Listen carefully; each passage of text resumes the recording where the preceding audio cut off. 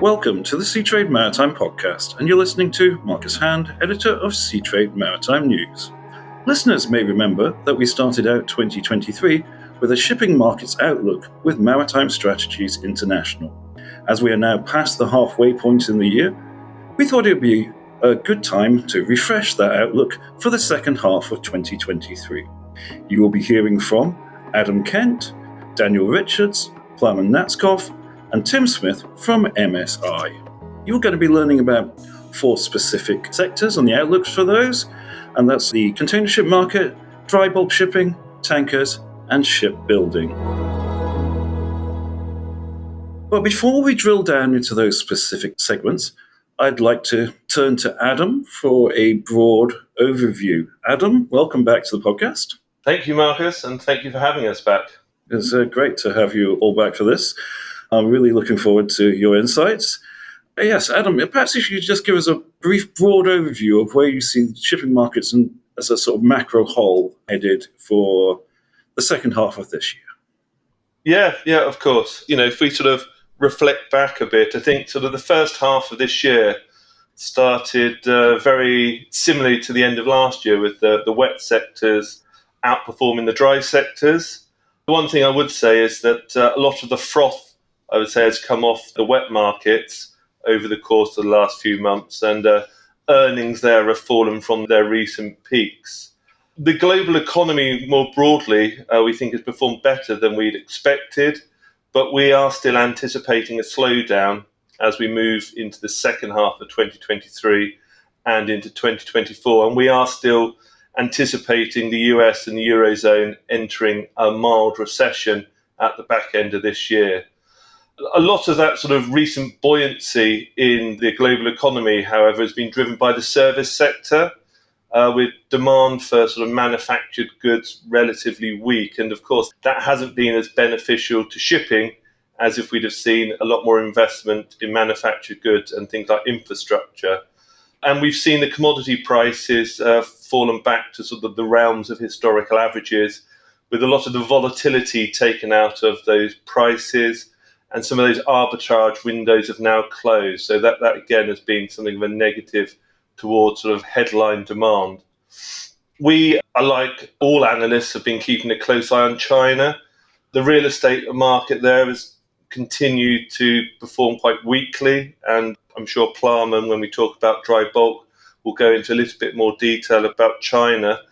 Stimulus packages, we've all been waiting with bated breath on how they are going to be developing. They seem to be quite small and quite localized currently. We haven't seen the sort of shot in the arm to the industry that we thought that we might see at the start of the year as China came out of their sort of zero COVID lockdown. But overall, I guess we're forecasting global GDP of around 2% year-on-year growth this year. Seaborne cargo growth at similar levels, around 2% in 2023. This compares with around 0.6% last year. So it is up year on year. But the shipping markets, as ever, have proven quite resilient. There's obviously a lot of support on the tanker side and the dry bulk side by the supply side, which is sort of very benign over the course of this year and the years to come. We're still seeing the sort of redrawing of global trade maps for some sectors and on some routes. That's providing, again, a bit of an uplift above and beyond what you would see from headline cargo growth. Moving forward, of course, the worry is the global economy. And for things like the container ship sector, it is that sort of looming order book where we're already starting to see some of those ships hitting the water. So hopefully that sort of gives you an overview, and my colleagues will sort of dive into more details with regards to tankers, bulkers, and container ships. Quite a sort of mixed bag of factors there, actually, and a lot of things that impact sort of the individual different sectors, which, as you said, I'm sure we'll be coming back to looking at those sectors. So thank you, Adam.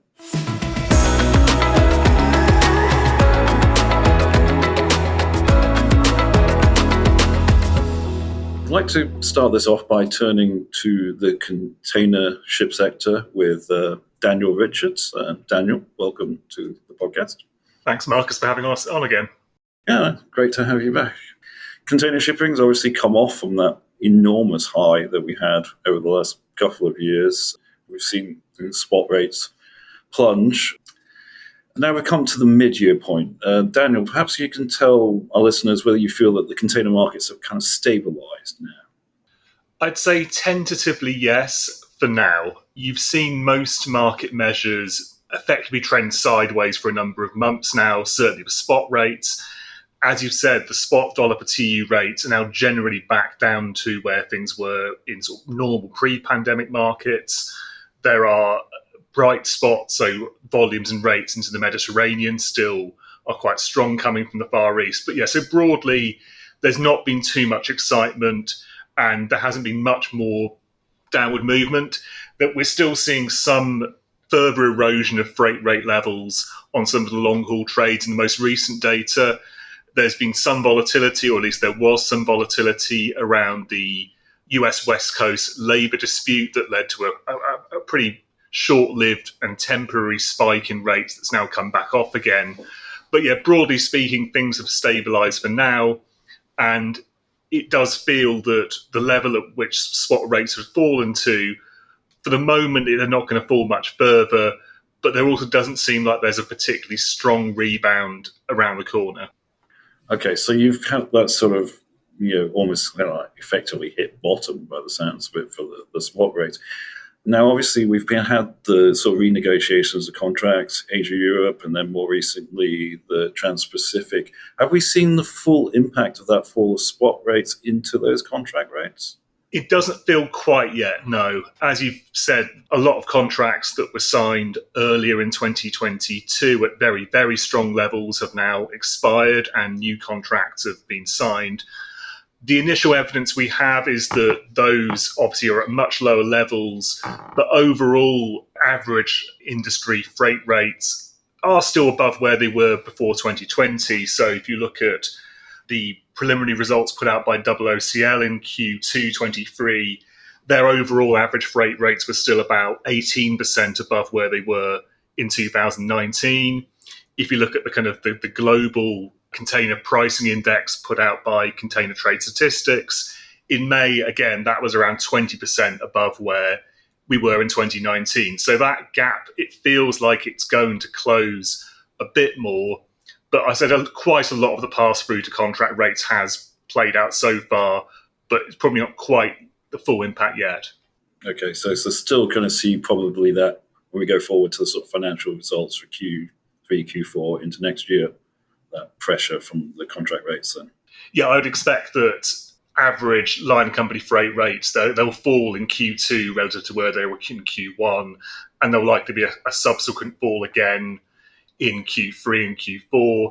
At that point, maybe things then starting to bottom out, but then that also then becomes a question of will market balances, will the supply-demand balance in the industry, how far will that deteriorate in the next sort of 6 to 9 months going into the next several years, given the amount of tonnage that's now hitting the water? Yeah, which very much brings me on to my next question, actually, which was, we've seen I think we saw a record volume of new building in terms of TEU capacity delivered last month. What impact is this going to have on that whole demand-supply balance? So, yeah, we've obviously known that this new wave of new vessel capacity hitting the water was going to arrive, but it really now is arriving in earnest. So you saw about 360,000 TEU of new ships being delivered in Q1. That jumped to close to 600 TEU in Q2. And so by the end of July, we're probably looking at the volume of new vessels hitting the water being equal to what we saw in the whole of last year.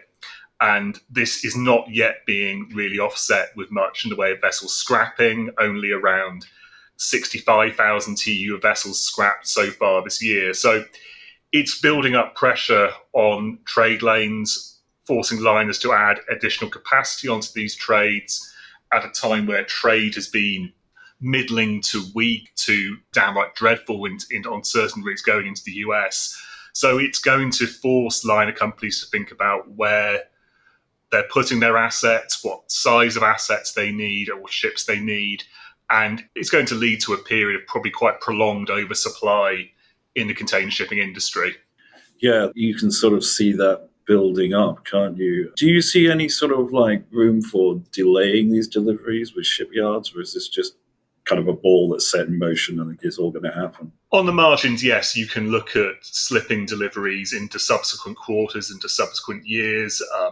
Some of the yards are reportedly having some issues with getting enough skilled labour, which may provide something of an excuse to delay deliveries. But so far, the really big Megamax 24,000 TEU container ships, they're arriving at a pretty brisk rate at the moment. So, yeah, some deliveries will be slipped. A handful might end up being cancelled, or that hasn't been a particularly regular phenomenon with container shipping for the past sort of 10 years. Scrapping will increase. I think it's going to reach sort of historically unprecedented levels, certainly next year and the year after, partly just because there's a larger available fleet that's at scrappable age. And there will be some efforts to offset oversupply with either slower sailing speeds that are at the same time potentially helping meet some of the new environmental regulations coming in, or as we've seen some carriers start to do, you just increase the number of weeks you're taking to sail on a particular trade lane. So you add buffer time into your schedules, you put an additional port call, and if the time it's taking you to do a round voyage sailing from the Far East to Northern Europe and back, if that goes up by a week, you're soaking up an additional ship there to keep that service running weekly, but you're not adding to the weekly sailing capacity available to shippers. So there are these offsetting supply levers that the carriers are going to be able to pull, but it's mostly going to be offsetting at the margin. And as you said, it is a ball that's now in motion, and it is going to become a challenge for the industry in terms of that supply-demand balance weakening. So overall, it's going to be, relatively speaking, a fairly challenging second half of the year. Would that be fair to say? It feels that way. You know, there's going to be seasonality and some degree of volatility in terms of freight rates. There's a scenario where, although the early indications aren't that great, if peak season volumes end up being a bit stronger than expected, you could see a sort of seasonal rise in freight rates in Q3. I don't know if that's my base case expectation, but in general, you'll see some short-term volatility, but the overall outlook for the industry is getting weaker. And certainly by the back end of this year, it does feel that markets are going to remain under pressure. Be interesting to see how that all plays out over the coming few months. Thank you, Daniel. If you're enjoying the Seatrade Maritime Podcast, make sure you never miss an episode by subscribing on the app of your choice.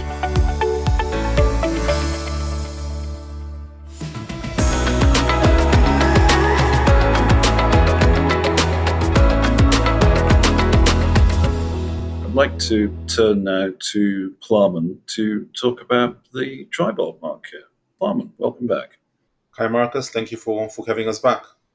Great. It was great to have you and get your insights on the dry bulk shipping market.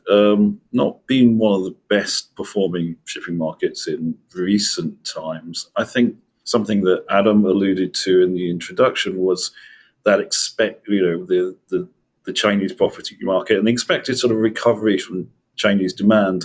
How does this look for the second half of the year? You're absolutely right. It hasn't been one of the dry bulk shipping hasn't had one of its best periods so far this year.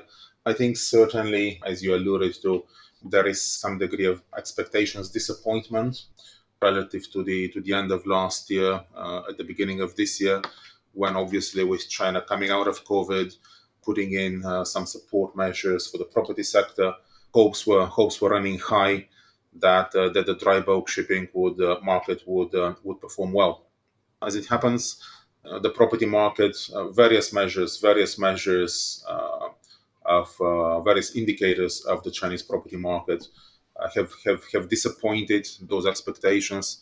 In fact, they're running at below last year's levels, and last year, of course, was to some extent impacted by strict COVID restrictions and so on. So certainly we have seen extreme weakness from that sector. Very topical, of course. Just yesterday, earlier today, we had some further announcements of policy stimulus policy support measures for the Chinese property market. From what I understand, from what we understand, this is for the time being simply an extension of those pre-existing support measures to the end of 24, rather than expiring it to the end of at the end of 23. So question mark there about whether these would be sufficient to support the market from here on, which of course plays into what we can expect for Q3 and Q4. But fair to say that aspect of dry bulk demand, Chinese real estate development has been a prime factor, a major factor for the relative weakness of dry bulk shipping so far. I mean, just in terms of overall dry bulk demand, can you give our listeners an idea of just how much of that comes from China? The vast majority of the major trades, of course, is China focused. Those major trades, of course, being iron ore, where easily more than 50-60% of overall flows are accounted for by China. And more recently, in fact, China has stepped back into the coal market, thermal and coking coal market. So that is meaningful as well. And then, of course, some of the minor bulk trades, bauxite, for example, and so on. These are very much China-centric trades as well. So it is difficult to overemphasize the impact of Chinese demand to the fortunes of dry bulk. You alluded to that differential sentiment among different commodity markets, and I think this is a good place to reflect on some of those and consider how some of those commodities have fared in the first half of the year, and potential implications for Q3 and Q4. So in terms of where expectations were at the start of the year, most hopes were for a recovery in the strong growth in iron ore flows, supported by that property market recovery. In fact, iron ore flows is up year on year, but very marginally so. And this is because if we look at some higher frequency indications of the local Chinese steel market, steel production, for example, we see extreme weakness there currently. So every month we have lower and lower numbers of Chinese steel production, which suggests to us that there is a downtrend there, and we're certainly in a destocking cycle. And of course, these destocking cycles will have amplifying effects over and above fundamentals. So certainly, relatively disappointing iron ore market so far for dry bulk, and into Q3, Q4. Don't expect this to get much better, especially against very supportive, very strong comparables at the end of last year.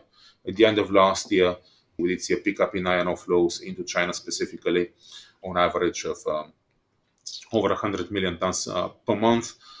This would imply a substantial lift in flows from what we see currently.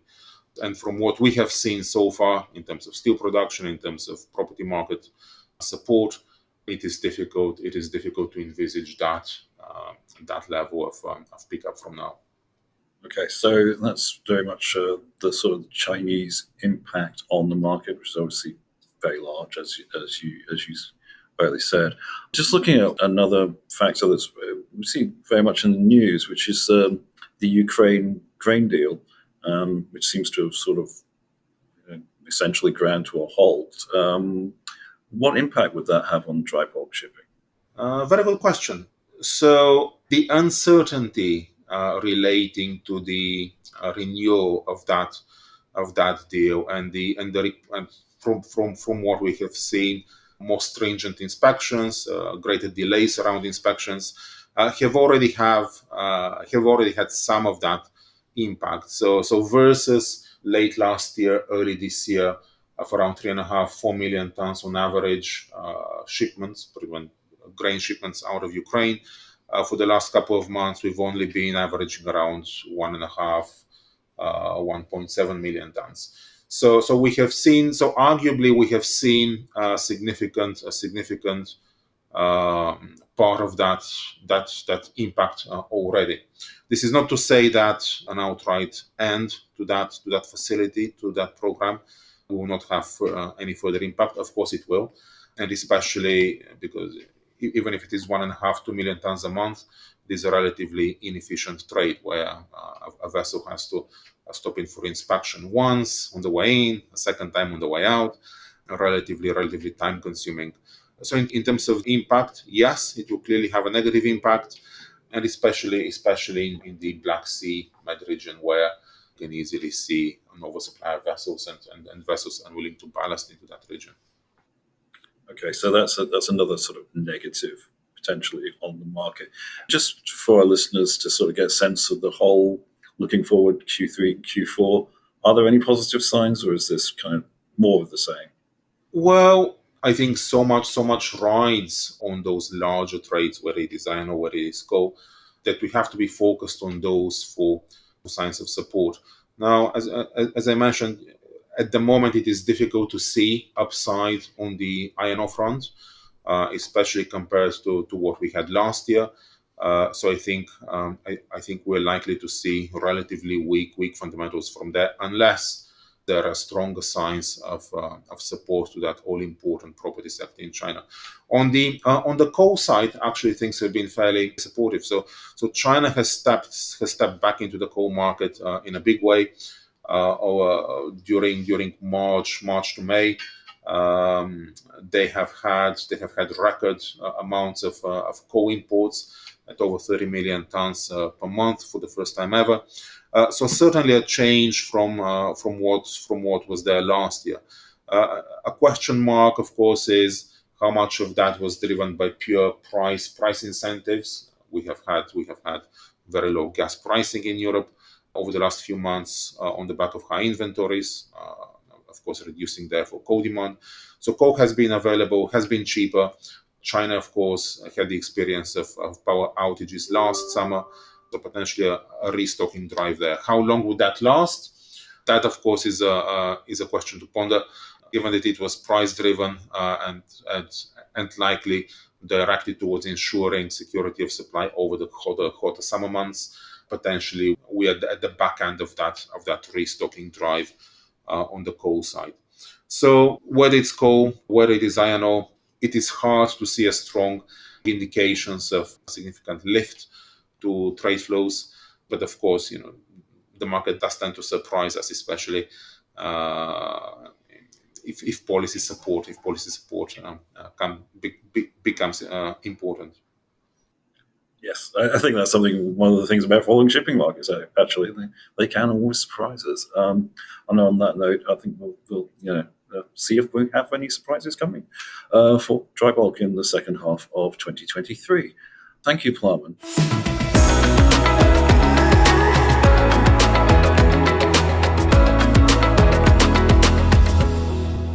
I'd now like to turn to Tim Smith and talk about the tanker market. Tim, welcome back to the podcast. Hi, Marcus. Thanks very much. Great to have you back. And tanker market has been an interesting one, pretty volatile, everything is fair to say, in the first half of the year. Is this set to continue in the second half? Yeah, it's been a very interesting period.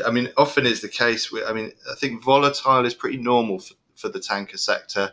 I think we've seen more of it than perhaps is normal. And really that volatility usually stems from uncertainty and disruption. And those are two things that the tanker market's seen in spades. As I say, I think, and that's been driven obviously by the aftermath of the invasion of Ukraine. It's also been driven by the fact that we've seen policy elsewhere move quite drastically. So we've talked about China from the dry bulk perspective. For oil and tanker markets, we've seen the kind of release of the zero COVID policy in Q4. And obviously that's had a big impact on oil demand and particularly obviously transportation and mobility in China. So China's really come back in terms of a driver for oil demand. It's normalized in that regard, as it has been historically. So that's been a big policy shift we've seen, certainly impacting 2023. And on the other side, we've also seen a lot of movement on the production side, particularly changes to policy from OPEC Plus, of which Russia is a part. But we've also seen kind of a series of rolling cuts in terms of production announcements from that group, led by Saudi Arabia, which has also done some of its own independent cuts alongside the wider OPEC group. So we've seen a lot of these policy decisions and wider disruption driving volatility in the market, and obviously a huge redistribution of trade as a consequence of the Russia invasion and sanctions thereafter too. So yeah, we will probably see volatility continue. I think when we look at earnings, where it gets interesting, and what hasn't been normal for the tanker sector has been how the relative segments within the market have performed. So last year we saw really VLCCs, the largest part of the market in terms of ship size, really being suppressed by that China policy, weaker China oil demand and imports. Whereas we saw some of the mid-sized crude markets being very much supported by the disruption to trade flow and particularly elongation of trade of exports out of Russia. Similarly, in the product sector, we saw real strength in some of the smaller markets. So we saw a bit of a topsy-turvy market, upside down in some regards in terms of those earnings. We're starting to see some normalization in that regard, but it's still not completely kind of back in terms of the relative distribution of earnings across the sector. So that's certainly something to be keeping an eye on. At MSI, we did expect tanker markets to moderate through the course of 2023, and we've certainly seen some of that. Adam mentioned at the start some of that froth coming off the market. Q4 was really the high point in terms of spot markets. We've seen conditions generally move downwards across the first half of this year, certainly in terms of spot, and we've seen some of those time charter rates as well easing off too. So those have been some of the key features of the earnings, tanker market earnings across the first half of 2023. So some of that froth coming off, as you say. I think in the sort of when the tanker market went up very, very sort of fast early last year, sanctions was a big factor into that. Is sanctions still a factor going forward, or is that all sort of factored in now? Yeah, definitely. We are seeing a massive shift in terms of trade flow patterns. And so we talk about sanctions, we talk about policy. It's so key almost everywhere you look in terms of the tanker sector. And obviously Europe's ban on seaborne oil imports from Russia, which took effect for crude in Q4 last year and for products in Q1 23, has massively shifted global trade flows, both in terms of what Europe imports. So it's increased its crude imports from places like Africa, from North America, from Middle East, in order to substitute Russian crude, which obviously in both cases of crude and product were very short haul flows from Russia to Europe. Now those have become medium or long haul flows. It's also on the product side had to redistribute, resource imports from other regions. We've seen particularly the Middle East as well as other regions contributing to Europe's product inflows. And then vice versa, Russia has had to move its crude exports and product exports to other regions further away. And it's actually it's actually been more stable in terms of the overall production export volumes than perhaps we'd expected. But it's increased crude exports to Asia, particularly India has been a key destination for Russia crude exports. And more recently, we've seen the products map changing a lot. So Russian product exports moving to places like Turkey, Middle East, North Africa, and increasingly further afield to Latin America and Asia as well. So the oil trade map has been changed and disrupted, and that's driven a lot of that upside for the tanker sector. That is going to stay in place. I mean, unless we see some radical shift in geopolitical conditions, which we don't expect, we're going to see that stay in place. But there's going to be a limited runway, if you like, in terms of ongoing changes, ongoing upside from that distance component of demand. And meanwhile, we're seeing some of the volumes, if you like. So when you talk ton miles in shipping, we've got tons, the volumes of cargo, we've got the miles is how far they travel. We're going to see some of that volume side get eroded, certainly on the crude side, from some of these cuts in production from OPEC plus. So after a real surge in demand, certainly in 2022 and in 2023, some of that's going to ease off, we think. And that's going to relate into the tanker sector. So second half of 23, as I said, we expected some moderation this year. We're seeing that continue through kind of Q3. Okay, so we are seeing that moderation in the market.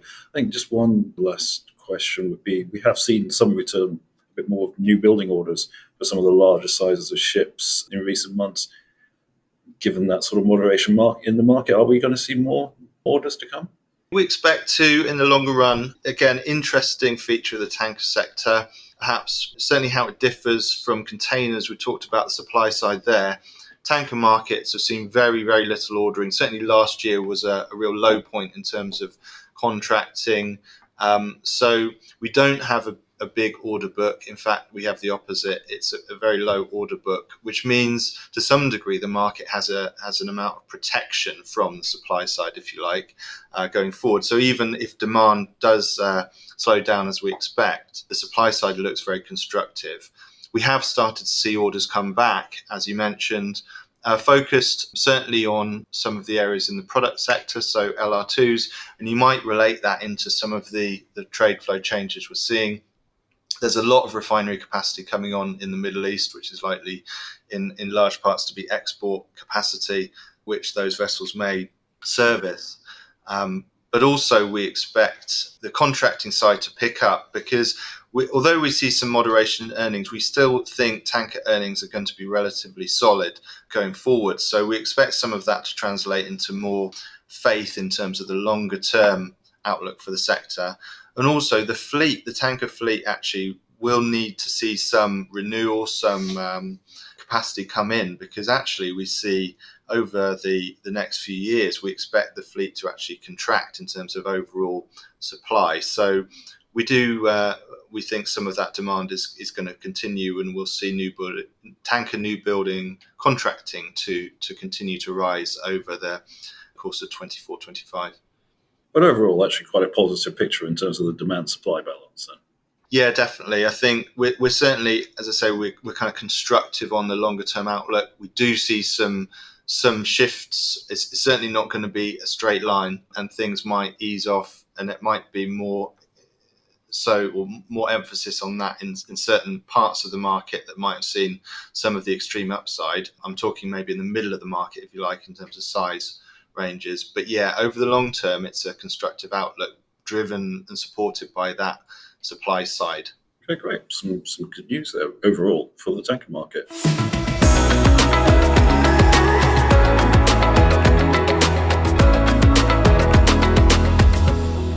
Lastly, I'd like to come back to Adam to talk about a market that's across all of those really, which is shipbuilding, and we've just been talking about the tanker new builds as well. So, Adam, when we come to look at shipbuilding, the new building orders had slowed last year, something I think we talked about in the podcast 6 months ago.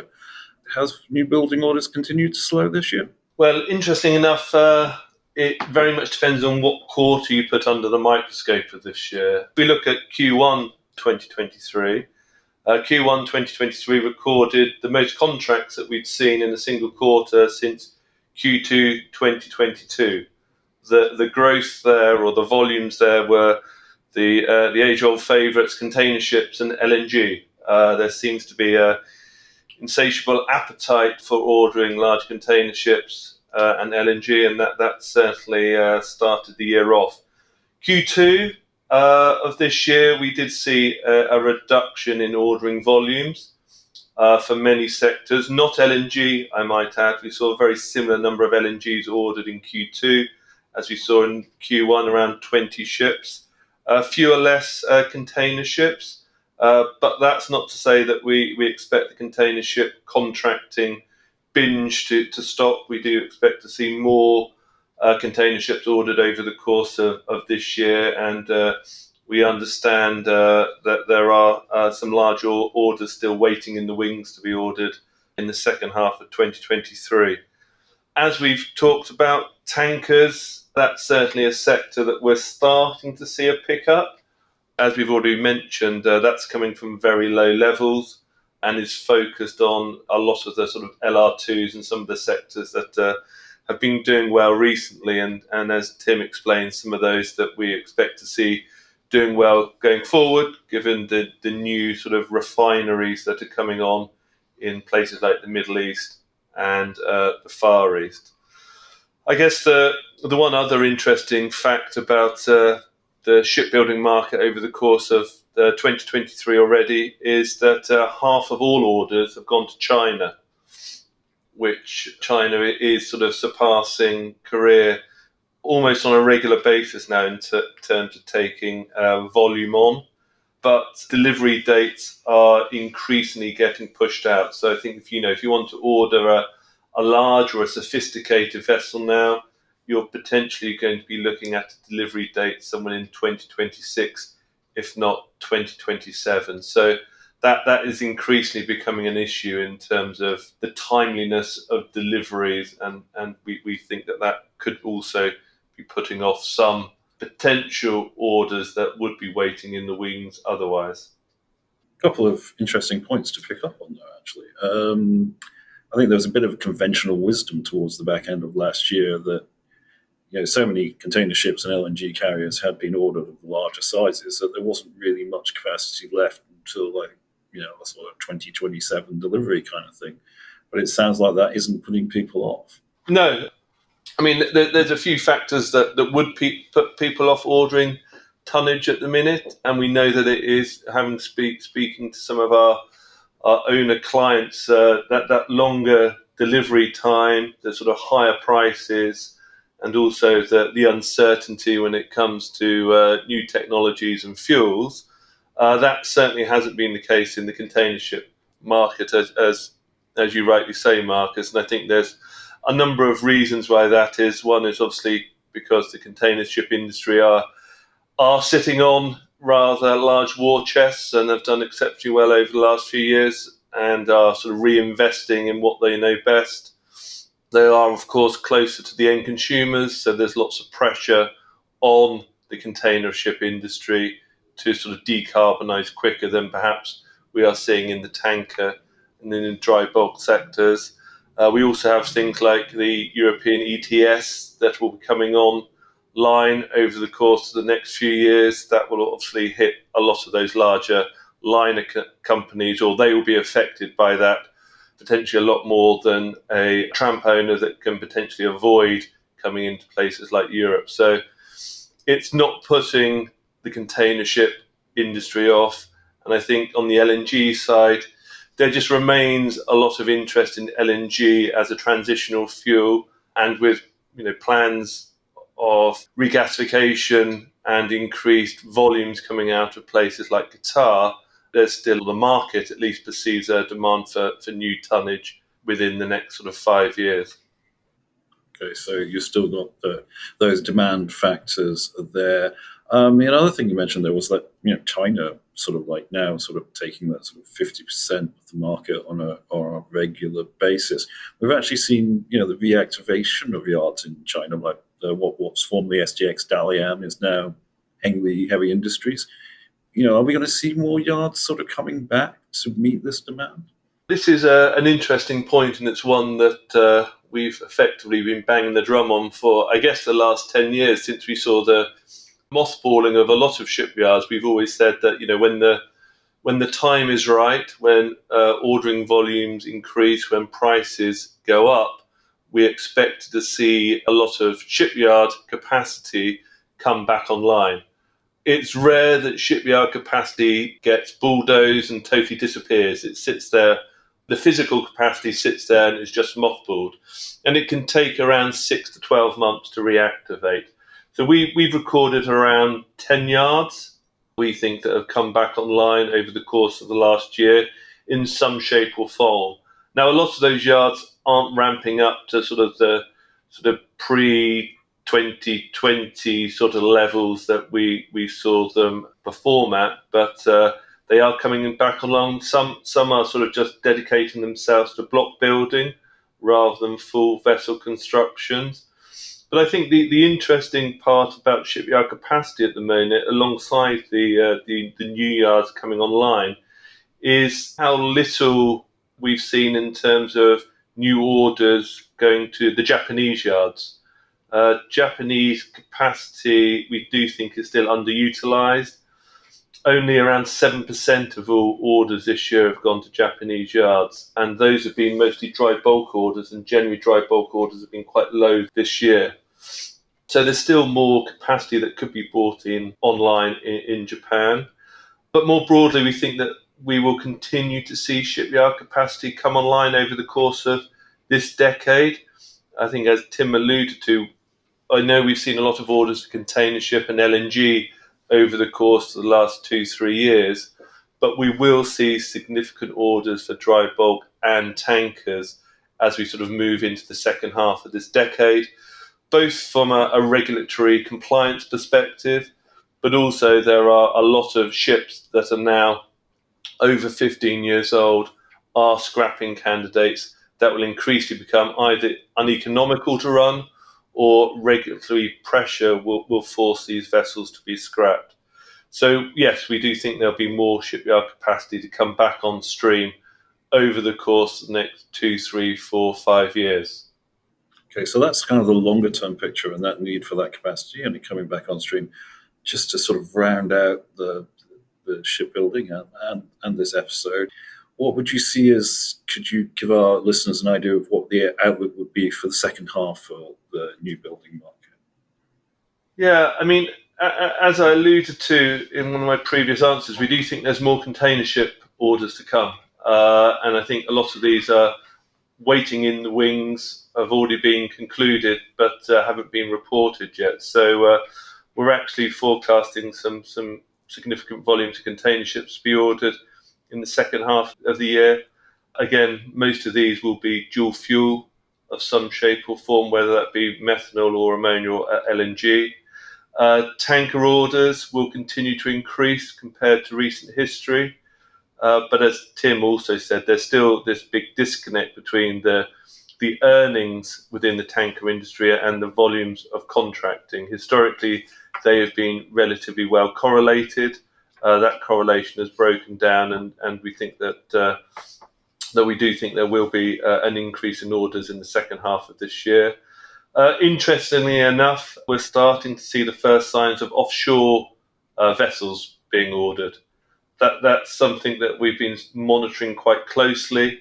The offshore markets have been performing quite favourably over the course of the last 12 months or so with the higher oil price environment.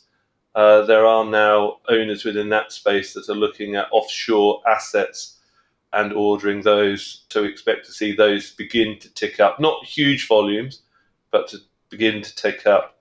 But as I say, I think the new building prices are certainly putting some owners off ordering. We expect to see new building prices continue to be relatively high over the course of 2023 and into the start of 2024. In 2024, we expect to see new building prices soften, just because fundamentally we expect to see more vessels being delivered than are contracted. That then reduces yard forward cover and new building prices will fall consequently. So some significant numbers of vessels to be ordered for the rest of this year.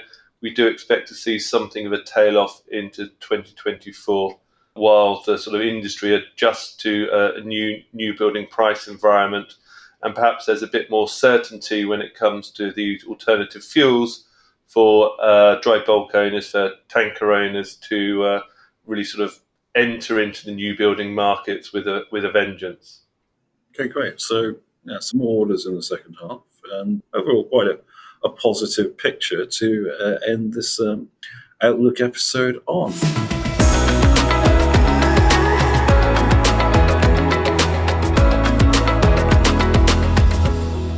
I'd like to thank Maritime Strategies International and Adam, Daniel, Plamen, and Tim. Thank you so much for taking the time to talk to our listeners today.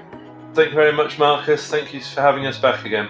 Thank you, and hopefully perhaps we can get together again in 6 months' time and have a look at where we're going and where we're going to be in 2024. And that's all we have time for on this episode of the Seatrade Maritime Podcast. Thank you for listening, and we look forward to being with you on the next episode.